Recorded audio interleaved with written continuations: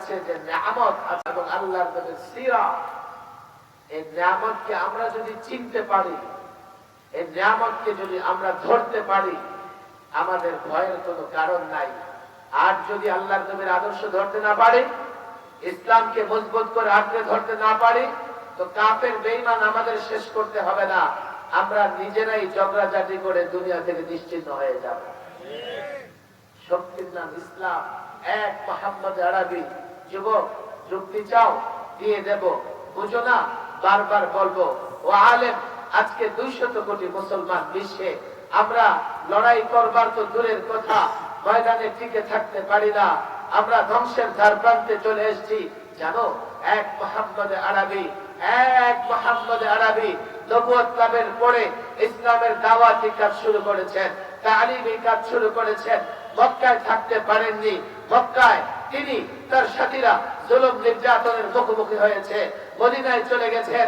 এই মদিনাকে ধ্বংস করবার জন্য বদরের রণাঙ্গনে যেতে হয়েছে, উহুদের রণাঙ্গনে যেতে হয়েছে, খন্দকে, আহজাব, গজওয়ায়ে আহজাব, সমস্ত দল মিলে, আজকে যেমন নেটু বাহিনী মিলে এক একটা মুসলিম দেশে আক্রমণ করে, তখন ওই হিজাজের কুরাইশ সহ তার যত মিত্র আছে, তাদের দল বল সাঙ্গ পাঙ্গ একসঙ্গে মদিনা আক্রমণ করেছিল। আল্লাহর কসম করে বলি, শোনো, বুঝো, এই পরাশক্তি, তাদের জোট ওই নেটুর মতো তারা তৈরি করে মদিনা আক্রমণ করেছিল।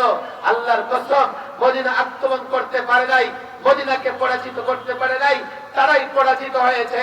ইসলামের উত্থান হয়েছে। এক এক করে গোটা পৃথিবীতে ইসলাম ছড়িয়ে পড়েছে। স্পেন 700 বছর এই মুসলমানরা শাসন করেছে। গোটা পৃথিবী 1000 বছর। ভারতবর্ষ কমপক্ষে 400 বছর মুঘলরাই শাসন করেছে। আজকে ভারত, দিল্লির দিকে তাকাও, যত বড় বড় স্থাপনা, লাল কেল্লা থেকে শুরু করে কুতুব মিনার পর্যন্ত তাকাও, দেখো প্রত্যেকটা মুসলমানদের অবদান।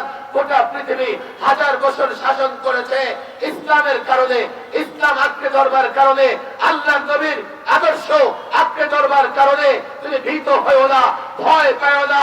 আল্লাহর কসম করে বলি, হিম্মতের সঙ্গে বলি, দায়িত্ব নিয়ে বলি, আজও যদি এই মুসলিম জাতি আল্লাহর নবীর আদর্শ ইসলামকে ভালো করে ধরতে পারে, আবারও তারা গোটা দুনিয়ায় রাজত্ব করবে, তাতে কোনো সন্দেহ নাই।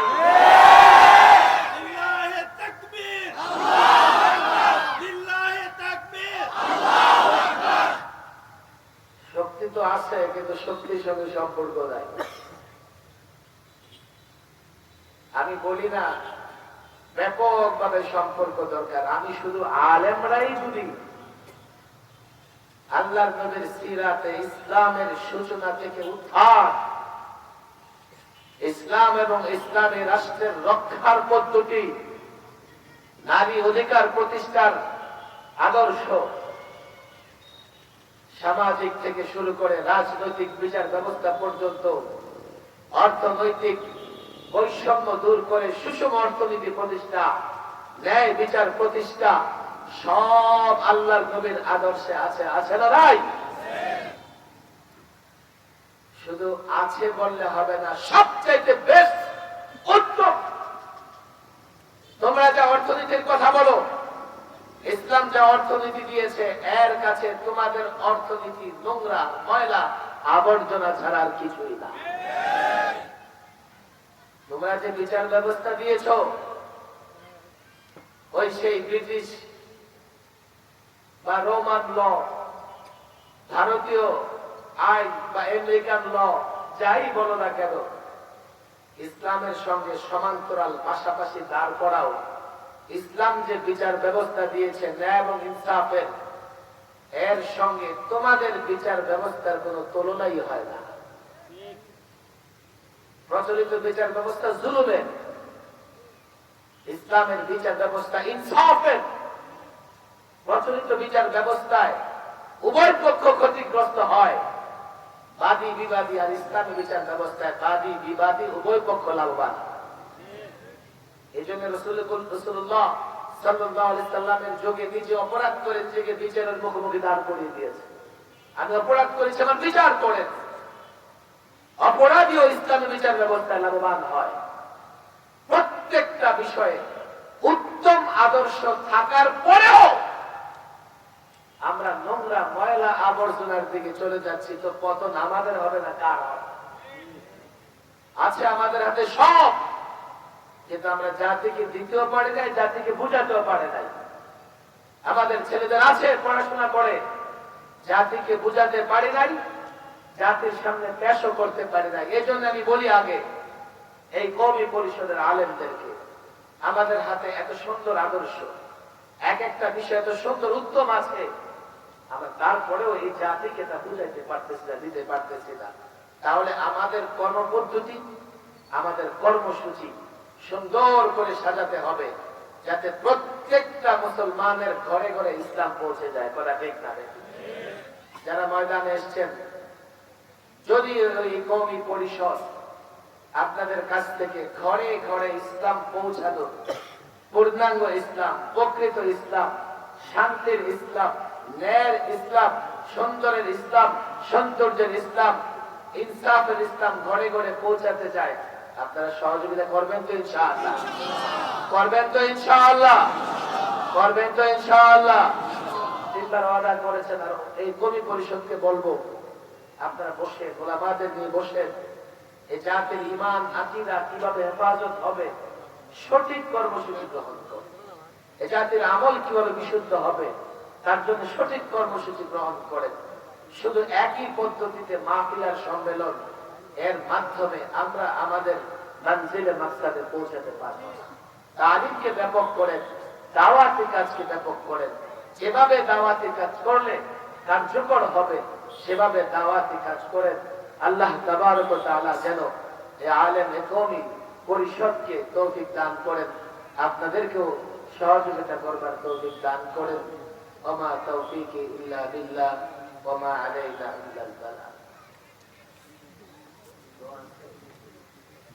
اللهم أنت السلام ومنك السلام تباركت يا ذا الجلال والإكرام.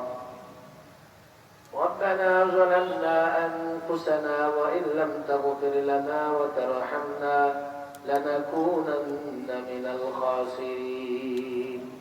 ربنا لا تزغ قلوبنا بعد إذ هديتنا وهب لنا من لدنك رحمة إنك أنت الوهاب.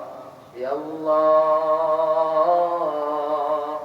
يا رحمن يا رحيم يا رب العرش العظيم يا رب العرش الكريم يا خالق السماوات والأرض يا ممسك السماوات والأرض أن تزولا يا رب العالمين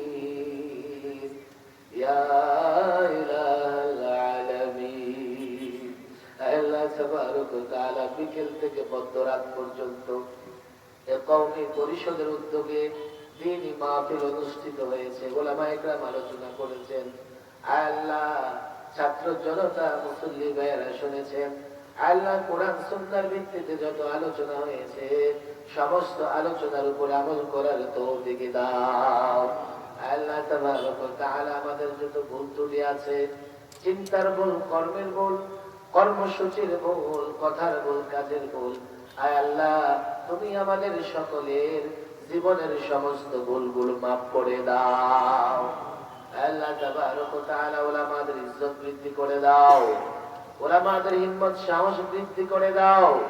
আল্লাহ উলামায়ে কেরাম যেন দ্বীন প্রচার এবং দ্বীনের তালিমের কাজে সঠিকভাবে মেহনত করতে পারে সেই তৌফিক তাদের তুমি দান করো।